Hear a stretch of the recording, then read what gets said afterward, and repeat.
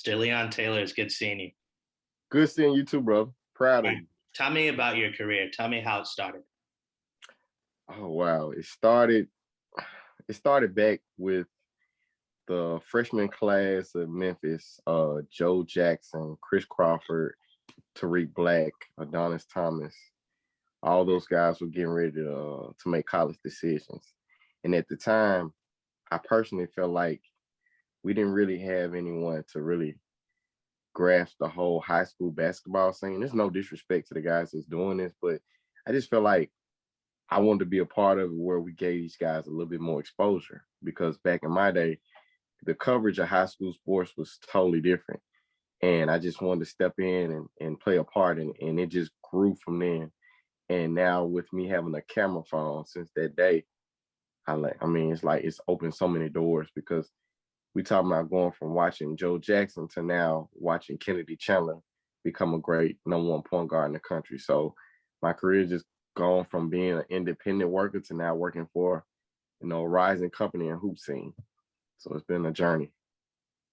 What advice would you give to any young, rising future journalist? What would you tell them? Believe in yourself for one and do what you feel like you're great at, whether it be recording with a camera or use a cell phone or just taking pictures. I feel like you create your own lane in the beginning, and a way for you to make it in the industry, you have to put out material. You don't have to wait on anybody to give you material. You can take your phone and just go to a game and go talk to players. Players are approachable now because everyone wants to be seen, and you'll be amazed. You don't have to really work for a great company. There's so many guys on social media doing their own thing, and people want to see great basketball players. So I would tell, like example, you Brian, you're doing great. You just did an interview with Jason Whitlock, so you're grinding. You put in the effort. You put in the work, and that's where it starts. Your material is your work because they say, for example, if you want to work for ESPN, they're gonna be like, show me some work. So if you start having like interviews with myself, Jason Whitlock, and everybody else, they're like, okay, this guy's been working on his own. He's doing his own thing, and that's where it starts. You just have to constantly keep grinding. It's just like an athlete. You have to be in the gym. Well, for us, you have to put out footage, write articles. You can write an article on Facebook and just share it, and you'll be surprised who's going to read it. Like it amazes me sometimes with my work because sometimes I might write about a certain basketball player, like example, Rodney Carney, who used to play for the University of Memphis. It just got shared so much, and next thing you know, it found him. And he hit me up and he said, man, I really appreciate it because it's almost sometimes I feel like I'm forgotten and you actually wrote about me. So you never know who's going to read your material. So keep grinding, write, do videos, whatever you feel like you're great at, constantly keep working. All right. Penny Hardaway, there's been a lot of talk. He's underachieved as the Memphis basketball head coach. What are your thoughts on the Penny Hardaway tenure at the University of Memphis so far? And what do you think he has to do to get over the hump? Oh, I actually like his progress because sometimes people forget he has never coached college basketball until he got this job. And it's not an easy job. He's coaching at a high level program and also having to recruit players. See, recruiting players to me is the easy part. Putting them on the team, building chemistry, and winning is the hardest thing. And a perfect example is Josh Pastner. Josh Pastner first started here as a head coach, and now you look at him, he's playing the NCAA tournament. He got bashed for what he was doing in Memphis, but people forget he actually had played in the NCAA tournament. He had his team in the tournament. That is one of the hardest things to do is win games in a tournament. I just read a Twitter post from a coach I know at Southeast Missouri, and he said that a coach should never be judged on his wins and losses in the NCAA tournament because any team could be given on any day. We just saw Illinois lost to Loyola, and I'm sorry, hold on. So so with that being said, Penny, he just needs patience from fans. People want to win right now, and we forget that it takes time. You can't just throw a meal in the oven and expect to be ready in 30 seconds. You got to let it cook. You got to let it marinate. And that's what he's doing right now. He's getting his team ready. And I feel like next year, if all these guys do return, they're going to be doing some great things. They are going to surprise a lot of people. But I actually do feel like you're going to have one or two guys transfer from this team. And that's the biggest thing when it comes to coaching college basketball: chemistry, leadership. You're not going to find too many teams led by sophomores and freshmen. They're going to win. Because, I mean, you look at the University of Kentucky, Coach Calipari will tell you it's not easy. It's hard to win with young guys. Experience goes a long way. And I say that to say, like, example, high school teams, I noticed every year you have to pay attention to teams that have chemistry. Those are the teams that are going to win. Perfect example, Christian Brothers High School. They were undefeated before they lost their last game. They were undefeated, and those guys were hungry and willing to win. Like, you had guys like Chandler Jackson, Harrison Kelly, Reese McMullen, Eli Fetterman. Those four guys played together all 4 years. So it takes chemistry to win. So with that, going back to Penny, it's about patience and letting them build this program. The past two seasons have been hard on him because he had to deal with James Wiseman's situation. They kind of messed up the chemistry. Then all of a sudden, the pandemic hit, so their season got cut short. They didn't even have a conference tournament. So then you come along to this season, they didn't get a chance to have a real training camp. Usually teams meet up in the month of June. These guys met up like around August, and then next thing you know, they're playing. So they lost games early to like Western Kentucky and other teams. And it just goes to show you that chemistry and patience goes a long way. So Penny, I think he's doing a great job.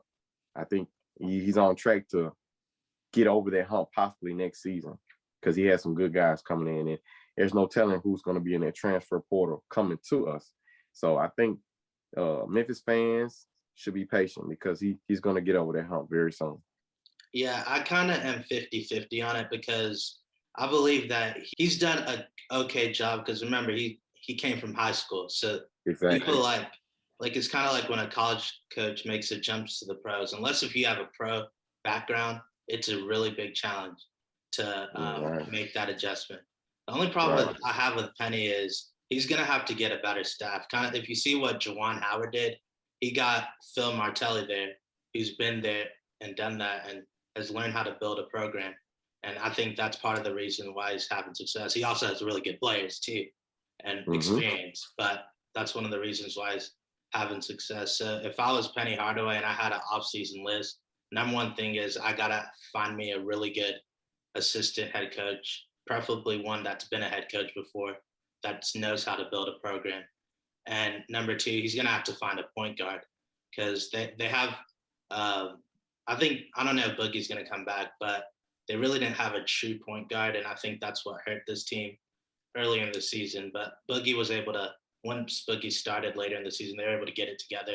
And I think Lomax is perfect off the bench because he doesn't have to something different. He can just be himself. Recruiting, my only issue with some of his recruiting moves, like there's a lot of talent in the state of Tennessee that may not be elite talent, but they're perfect for college.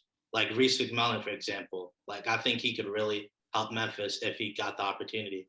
So those are the guys you kind of have to try to get in order to win in college. Because like in college basketball, it's different from the NBA. In the NBA, the most talent wins, but that's not the case in college basketball. It's the most skilled, the most experienced, the chemistry. Those are the things. The coaching. That's how you win in college basketball. Right. I totally agree. Well, in Penny's defense with the coaching, when he put together the first staff, you had Sam Mitchell, Mike Miller, and let's see who else, Rodney Hamilton, those guys. And it was kind of put together at the last minute, to be honest. And Sam Mitchell, like when I was really watching him around the program, he wasn't a guy who really looked like he wanted to be coaching college basketball because you're talking about a man that was coaching in the NBA. He's used to coaching grown men. It's a totally different environment when you coaching a kid and a grown man because now you have to teach, be a leader, be a father figure compared to you just roll out a ball for a professional and say, hey, this is what we're doing. This is a job now. Now you have to be a parent, a leader, a motivator, a mentor, all of that college basketball. So it was just so much. And Phil Martelli for Michigan was perfect for Juwan Howard because, like you said, this guy was a proven veteran coach. On Penny's staff, he didn't have that. You had, and we forgot about Tony Matlock. Tony Matlock, great guy, great coach, has experience, has coached a great program, but he's not that X's and O's guy like that, you know. And I think with this year, when they got JJ, Coach Jermaine Johnson, that was a blessing in disguise because when they got Coach JJ, chemistry had changed on the defensive end. This team became hungry. And if you are familiar with Coach JJ, he coached at Melrose High School. Melrose High School was known for playing fast, up tempo, and great defense. And he's brought that mentality over to the Tigers, and it rubbed off on to where they have an identity now. So in Penny Hardaway's coaching staff defense, I think they've gotten better. Guys are learning. You know, everybody's making an adjustment, but they still could use that guy who's been proven as a head coach. They can say, hey, Penny, I think we need to come out of this offensive scheme and we should try this. He doesn't really have that. And, you know, Mike Miller was an absolute phenomenal recruiter. I think we miss him a little bit because, like, when I was talking to Greg Brown, his family was like, we didn't even talk to Penny. We was talking to Mike Miller. And Mike Miller was the guy that actually put Lester, Precious Achiuwa, all those guys together to come to Memphis. So you got to get somebody, if you're going to get somebody else on the staff, it's got to be somebody who's proven in recruiting as well. That goes a long way in building a program. And once again, congratulations to Mike Miller, who just won his first high school basketball championship with Houston High School. That's tremendous. I mean, first year just won state championship. So congratulations to him. All right, it's kind of something that I talked about a little bit earlier. How do you think Penny is recruiting? And do you think because like he's recruiting at a high level, but I'm not sure if the players he's getting are good enough to ultimately win what he wants to win, which is a national championship. What do you think about that? Is he maybe missing on some guys that may not be big names, but have potential if they're given time to develop? I think his recruiting has been fine. I mean, he had 2 guys go pro in one of his recruiting classes. So can't say that's bad at all, you know. That's hard. Have 2 first rounders. And not only that, this recruiting class right here is very interesting because these are not really just high level prospects. Josh Minot was a person who was not highly ranked in the beginning, but now Josh Minot is a top prospect. Josh Minot is 6'9", can do a lot of different things, has pro potential. Another person in that recruiting class, what's his name? It's a center, Ayomati. Yeah, he's 6'11". Yeah, Sam Ayomati, he can play. And I mean, for a big that has a soft touch, I think he's going to surprise a lot of teams. See, when we didn't have a summer circuit for a lot of these guys didn't get a chance to get seen by evaluators to get ranked. So this class is still kind of like a question mark because a lot of these guys are not like truly proven under the spotlight. You know, a lot of high school teams didn't play this year. It's only a couple. And some of them didn't, some, if they did play, they only probably played like 10 or 12 games. Like John Camden, I think he's going to be pretty good. He's a shooter. And I actually think Penny learned from last season when it came to recruiting, because when you're recruiting guys like Jalen Green, let's see, who else was he recruiting? Like Greg Browns of the world. Those were high-level prospects, and we missed out on them. And then we couldn't get the guys that was right up under them. So we was kind of like lost in the sauce where we're trying to figure out, okay, who we're going to recruit. We put so much into the high major prospects that sometimes those 3-star prospects can be better than the 4 and 5-star prospects. And honestly, since I've been doing this, I've learned so much when you look at 5-star guys on paper, because it's a business and it's a lot of politics in this business. Like I'm not going to say his name, but I saw a team in Virginia play on the in a bubble, a Nike bubble, and they had a junior who's the number one point guard in his class, and this guy is not the number one point guard in the junior class. I was kind of shocked that he was ranked so high. That lets you know if you play on certain teams, know the right people, you can be pushed up on these evaluation radars as a top 50 prospect, and you might not even be better than the guy that's ranked number 250. You just have been able to be in the right situation. And that's what it shows in the NCAA tournament. Like you look at a lot of these teams that lost, like Illinois has guys that were ranked in top 100 and they lost to Loyola with a team that's not ranked. North Texas beat Purdue and has a Memphis own Javion Hamlet who wasn't ranked. So rankings are just rankings, and they don't always lead up to what you actually think players can be. Because personally, I've seen guys who've been McDonald's All-Americans, and when they get to college, they just flame out. And it's kind of like, dang, like that guy had so much potential. And then the other guy who wasn't highly ranked, he's hungry for success. It's just like you, Brian. You're an unknown person in the media game, but you're hungry for success. Like you can put you in a room with other journalists who are already active, and they might be better on paper, but you're the guy that's actually working right now. You're interviewing the up and coming stars and great journalists of the world. So that hungry and that fire inside goes a long way compared to that piece of paper saying that this person went to so and so school and this and that. It's about the desire to be great. Yeah, a lot of the talent that may not be highly ranked, some of the guys who end up being the best college basketball players. And I think And that's sometimes go to the NBA. You look at yeah, guys who are all stars. I mean, Klay Thompson, uh, who's oh my God, Portland, Damian Lillard. All those guys didn't go to high major programs and they weren't highly ranked. yeah. There's one player I would like. I don't know if Penny's offered him. You know, Brandon Miller out of Nashville. Have you heard of Yeah, him? Yeah, yes, I sir. really like him. I think he could help us. What do you think about that? Have you I seen his love game? his I love his game, but thing about recruiting him, I just don't think we have a chance because he's a Nashville kid that is getting recruited by a lot of great high major programs like Kentucky, Vanderbilt. You know, the thing about when it comes to recruitment, you have to understand who's around that circle and who they're dealing with. Like, example, when you're recruiting a kid from Arkansas, you might love his talent, but it's going to be hard to get him out the state of Arkansas.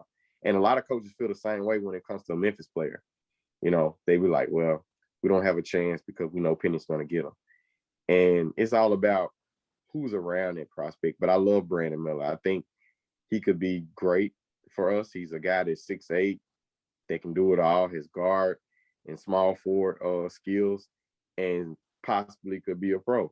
But at the same time, I don't think we have a shot at him because we kind of got a lot of guys in his position.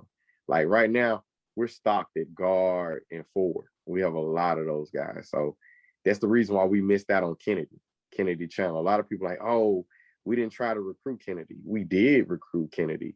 It's just that it wasn't the right fit for Kennedy. You had Boogie Ellis. You had Alex Lomax still on the roster. So you think Kennedy wants to be a backup point guard? No, he's going to go where he's needed, where he's going to play. So sometimes that's part of the game where it's about the numbers. Like Brandon Miller, I'm pretty sure he's been recruited by us, but he's not looking at us because he's looking at the fact that what if DJ Jeffrey comes back? Then you got guys like Jordan Nesbitt, who's already on scholarship. Then you got John Camden. We're loaded at that position. And I mean, they've offered Braden Moore from Nashville, who's an outstanding shooter. You know, Braden Moore, he told me that, hey, Penny wants me. So they're trying to put together pieces that fit them. And they just feel like, Brandon Miller they don't have a shot. Yeah, and also the transfer portal, you'll be able to maybe get a few guys out of there. So it's going to be like really, really interesting how he balances the books out with getting really good players from high school and really good players from college. Who are some players you've been covering in high school who you really think are rising stars? Um, Jonathan Lawson. I think he has some intangibles that you just can't teach. I mean, the guy's 6'8", can play guard. He's tough. He's a leader. Like you're not gonna play with him and just be soft. You're gonna his energy is contagious. He's going to bring the best out of you. And that's what I love about Jonathan. He's become a better leader. He's grown over the years. Cameron Jones from ECS High School. Cameron Jones is a bucket. He's a 6'4" guard who's a combo guard that can absolutely play. I mean, the guy is crafty with the ball, can shoot at a high level. He's about one of the best guard prospects I've seen that hasn't been truly acknowledged for his talents. And I feel like, he's one of those guys that got hurt from not having a summer circuit, because he made the top 100, but he's ranked like in the 90s and 80s, and he's an absolute bucket. And if he doesn't go to Marquette, they just lost their coach.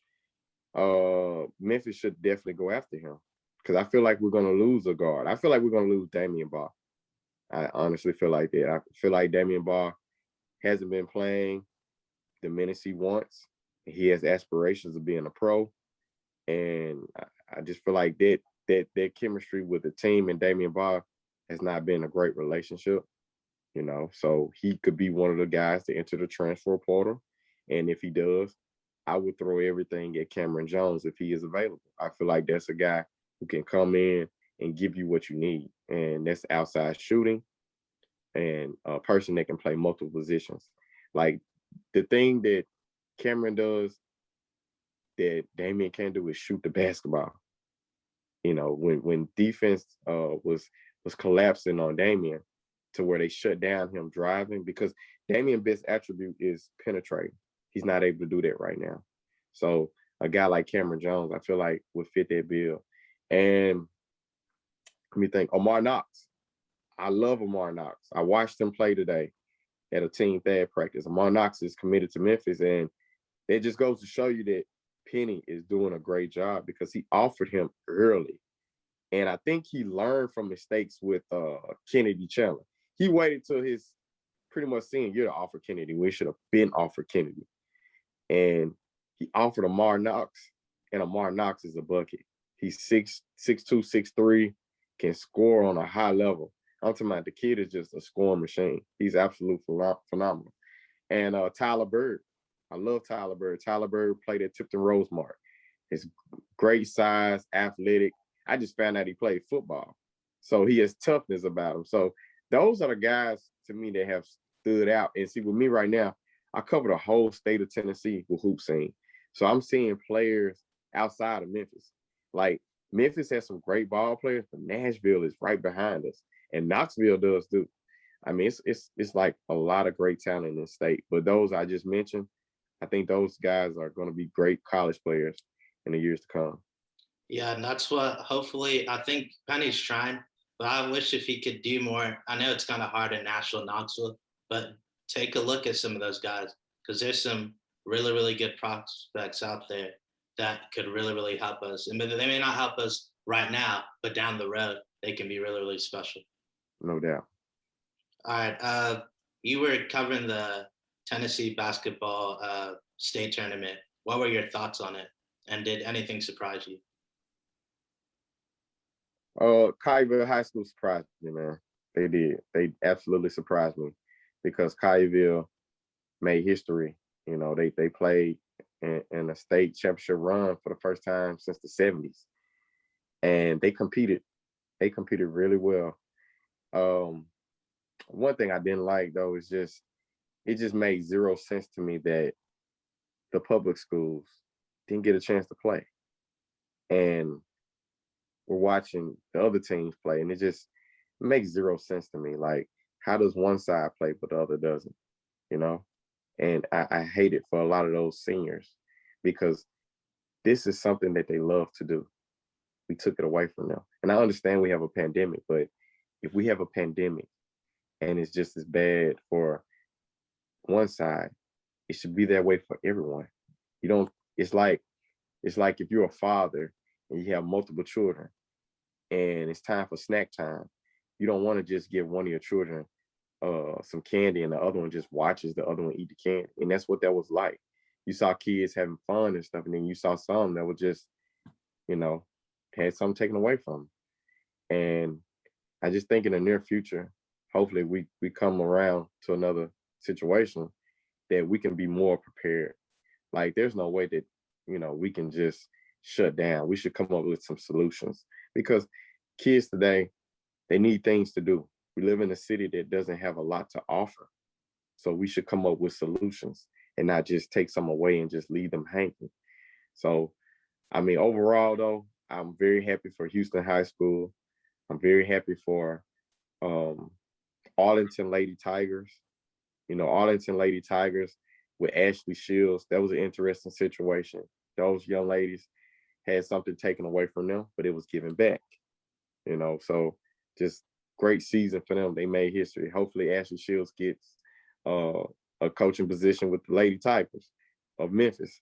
So it was a lot of different situations. And congratulations to the ladies of Hutchinson High School. They won their first ever state championship. So for me, I had to see all sides of this, not just boys. I see the girls as well. So it's just, it was different this year because you had some teams play, you had some that didn't play. But at the end of the day, you still have to give the respect to the ones that did play. And like I said, you had some made history and some they came out of nowhere. Collierville. No one saw Collierville doing the things they did. We all was speaking on Arlington and Bartlett, and Collierville stepped up to the challenge. And that's the thing, it's not always about the team that's great on paper. That determination to be great goes a long way. And that's what Collierville wanted. Like when I talked to the coach, Coach Scott Robinson, he said, man, we're the underdogs. No one's talking about us, and we want it that way because when we win, they're going to know that, hey, Collierville's for real. And here we are. Me and you were talking about Collierville. And I'm letting everybody know they are for real.